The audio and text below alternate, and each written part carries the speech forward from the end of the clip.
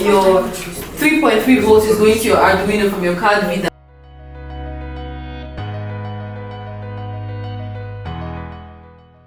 Hello everyone, I'm Izina Kamara, and with me are Njoko Mackenzie and Inajichi. we're here to present an RFID door lock.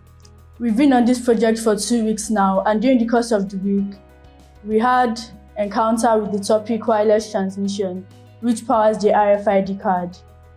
In this scenario, I'll be showing you what happens when a key tag is granted access into a building and when the key tag is not granted access. When it does not, the red light comes on and the buzzer goes off, and no one is allowed access into the house. And when it comes on, the yellow light comes on and the user is granted access in.